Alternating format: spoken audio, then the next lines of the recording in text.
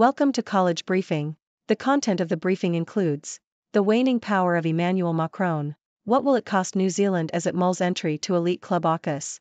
Albert Edwards, permabear, sees more trouble ahead. Photographer Cecil Williams' vision gives South Carolina its only civil rights museum. Experts warn of AI's impact on 2024 U.S. election as deepfakes go mainstream and guardrails fade. The waning power of Emmanuel Macron. Financial Times.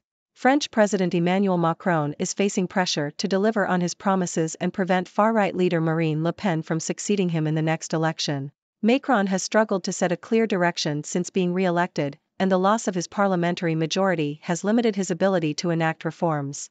With just over 3 years left in his term, Macron's government is urgently seeking to address issues such as unemployment, improving public services, and making France more business-friendly in order to prevent a protest vote that could bring Le Pen to power. Macron's allies insist that he intends to work until the end of his term to bring about meaningful changes, but critics argue that his ability to govern is waning and his popularity is declining. Macron's recent attempts to pass immigration reform legislation were met with criticism from both the left and right.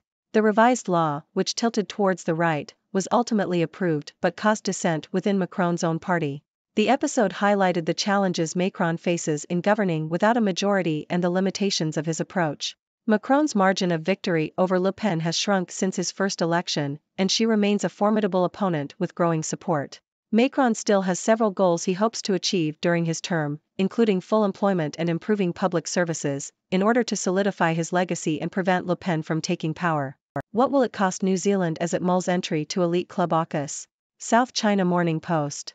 New Zealand is considering joining the second pillar of the AUKUS Security Pact, which could threaten the country's independent foreign policy and its commitment to non-nuclear security. The AUKUS Pact, made up of Australia, the UK and the US, has 2 pillars. The first delivers nuclear-powered attack submarines to Australia, while the second focuses on joint development of advanced technologies and intelligence sharing. New Zealand's potential involvement in AUKUS could be seen as a retreat towards the Anglosphere and a compromise on its non-nuclear security commitment. Furthermore, joining AUKUS could clash with New Zealand's core commitment to an international rules-based order if former US President Donald Trump were to be re-elected and lead the pact. New Zealand has long been active on disarmament issues and non-proliferation, and is a signatory to the Treaty on the Prohibition of Nuclear Weapons. However, AUKUS allows the transfer of fissile material, a key component in nuclear weapons, to non-nuclear states without inspection by the International Atomic Energy Agency. New Zealand's potential move towards AUKUS could also complicate its relationship with China, its largest trading partner. Albert Edwards, permabear, sees more trouble ahead. Bloomberg. Albert Edwards, Société Générale's chief global strategist, has become well known for his pessimistic outlook on the global economy, with his Ice Age thesis predicting a prolonged period of low growth and negative bond yields. In a recent interview, Edwards outlined his concerns about rising inflation, the impact of central bank interference, and the potential for a collapse in tech stocks. He recommends investing in longer-duration fixed income and gold as a safe haven. Edwards also criticizes policymakers for ignoring declines in money supply and bank lending, which he believes increase the risk of a hard landing. Photographer Cecil Williams' vision gives South Carolina its only civil rights museum. Associated Press. Photographer Cecil Williams' millions of photos from the civil rights era are being digitized and categorized, as his dream of a South Carolina Civil Rights Museum is about to come true. Williams says that while his story and those in his images will be remembered, preservationists and historians worry that much of African American history is being lost. Historian Brent Leggs is concerned that as the generation that fought for civil rights dies, the importance of preserving the history of the time will be forgotten. In the next year or so, Williams hopes to move his museum into a building 3 times larger in Orangeburg. Experts warn of AI's impact on 2024 U.S. election as deepfakes go mainstream and guardrails fade. ABC. Misinformation surrounding the 2020 U.S. election remains prevalent on social media and TV news, and experts are warning that the next presidential election, due to take place in 2024, could be even worse. The dissemination of false election conspiracy theories has been aided by the rise of generative AI tools that can create convincing deepfake images, videos, and audio clips. These have already made their way into experimental presidential campaign ads, and experts have warned that more sinister versions could be spread just days before an election.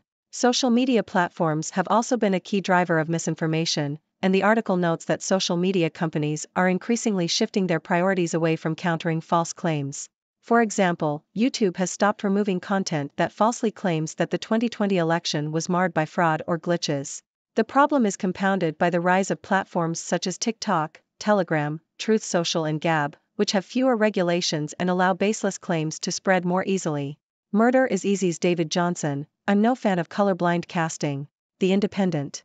David Johnson, the actor who stars as the first black hero in an Agatha Christie adaptation, has spoken about his initial apprehension about taking the role. The BBC has developed a tradition of airing Christie adaptations at Christmas, and Johnson admitted to having concerns about breaking the mold. He was eventually convinced to take the role of Luke Fitzwilliam in Murder is Easy after being assured that the adaptation would not be colorblind casting, but would explore the experiences of a black man traveling from Nigeria to Britain in the 1950s. Johnson, who grew up in East London and attended school in Hammersmith, said that he had a good experience at RADA, despite other students having a less happy time. He left the course early to take a role in a play at the Almeida, and has since starred in a number of theater and television productions, including the 2019 Fox drama Deep State and the recent HBO banking drama Industry. He has also starred in the film Rye Lane. Johnson said that he seeks out roles that feel fresh and different to him, and wants to show a range of experiences for young black men. However, he added that he has no interest in seeking a huge fandom, and simply wants to do good work. Federal grant to support compost and food scrap sites at Baltimore universities. Yahoo! Baltimore City in the U.S. will launch food scrap drop-off locations at universities, using a $264,840 grant from the U.S. Department of Agriculture to fund the pilot. The aim of the program is to reduce food waste sent to landfills and incineration. The drop-off sites will be at the Johns Hopkins University, the University of Maryland Baltimore, and Loyola University Maryland. The program will run for 2 years. Pat Davis to leave District 6 seat after 8 years. Yahoo! As a member of Albuquerque's City Council, Pat Davis pushed for police reform and introduced legislation to create a municipal broadband program to bring free broadband to the International District. Davis, who served 2 terms on the council, also passed an immigrant-friendly ordinance during Trump's presidency, and launched a $50 million solar project to retrofit every city building with solar panels. Davis also worked on free fare initiatives for buses and met with state lawmakers to discuss gun control. We finished the International District Library, we did the city's solar streetlight, LED streetlight conversions, our major parks, Phil Chacon, Wilson and Bullhead are all getting remodeled for the International District neighborhoods, Davis said. We've gotten those projects done. I inherited a bunch of half-funded projects. So we're going to give Councillor Nicole Rogers a fresh slate to start looking at new ideas and new initiatives. When asked about his plans post-council, Davis said, Chris and I would like to go to dinner on a Monday night without having to ask 3 different people to reschedule my calendar. For these Ezidi women, this swim club is so much more than just a dip in the pool. ABC. A swimming program in Armidale, New South Wales, is helping refugees and migrants from the Middle East connect with their community. The program, part of the University of New England's Driving Social Inclusion Through Sport and Activity (CISPA) initiative, is aimed at providing a space for new arrivals to engage with their new community through physical activity. The CISPA program offers swimming, volleyball and football, with swimming classes focusing on water safety and familiarization.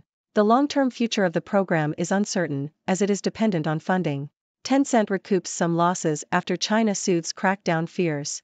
Bloomberg. Tencent and NetEase rebounded slightly after the Chinese government softened its stance on new gaming restrictions. The companies were able to climb 4.9% and 14% respectively in Hong Kong trading following a Tuesday rebound in their mainland Chinese traded peers. Despite the bounce back, Tencent is still down around 8% after regulators imposed new restrictions on in-game spending and playing time. Investors remain wary and hope that regulators will revise some of the rules after taking industry feedback over the next month. Top Utah news stories of 2023, never-ending snow, tragic family violence, a presidential visit. Yahoo! Record amounts of snowfall in Utah in 2023 helped to battle the increasing drought and preserve the Great Salt Lake. Water levels in reservoirs throughout Utah currently stand at about 78% full, around 20% higher than usual for this time of year, thanks to the amount of snowfall. However, water managers are still looking ahead to the future, cautiously monitoring the drought's effects. Salt Lake City is considered a strong contender to host the Winter Olympics in 2034, thanks to Utah's record-breaking snowfall. The city has been named the International Olympic Committee's preferred host for the Games, after bidding for over a decade to bring the event back to Utah. Utah has elected its first congresswoman since 2016, Celeste Malloy. She replaces Chris Stewart as the representative for the state's 2nd District. Additionally, Utah Senator Mitt Romney has announced he will not seek re-election in 2024, meaning a new senator will join the state's all-Republican delegation. Mon Boe, Renaissance Academy would give our kids a chance to dream. Yahoo! The Monongalia County Board of Education in West Virginia, USA, is considering building a STEM, science, technology, engineering, and maths school by 2027. The cost has been estimated at around $125 million, including site preparation and other expenses. Monongalia County Technical Education Center, MTEC, will be housed in the new facility, with enhanced career technical education programs offering greater space, learning labs, and the latest technology used by local high-tech businesses. The board does not plan to cut MTEC's current programs or shift them elsewhere. Taylor's Big Day helps Minnesota beat Bowling Green 30-24 in Quick Lane Bowl. Associated Press. Minnesota defeated Bowling Green 30-24 in the Quick Lane Bowl. Freshman Darius Taylor returned from a leg injury to rush for a career-high 208 yards, including a 17-yard touchdown run. Minnesota won its 7th consecutive bowl game and 5th in a row under coach P.J. Fleck. Quarterback Cole Kramer, making his first career start, threw for 2 touchdowns and ran for another. Bowling Green's Connor Bazelak threw for 2 scores and ran for 1. 3 die on fishing trip during raging storm, 8 cling to boat. The Sydney Morning Herald. 3 men have died after their yacht capsized off Brisbane, Australia during a storm. 8 men were rescued but 3 remain missing. The men managed to survive by clinging to the boat's hull as they waited to be rescued. The storm was still raging at the time of the incident and police have described the water conditions as horrific. 247 Sports shares Christmas wishlist for Iowa Hawkeyes. Yahoo! An article in the Hawkeyes Wire suggests that the University of Iowa should consider hiring former Wisconsin Badgers head coach Paul Chryst to replace Brian Ferentz as offensive coordinator. Seems like the Badgers were in pretty much the same situation as Iowa when he was at the helm there, boasting a middling offense propped up by great defensive play, the article states. Ladies and gentlemen, it's your favorite observer from the 6 dimensions here, the 6th Doctor. I hope you've all been staying curious and keeping up with the latest news from around the world.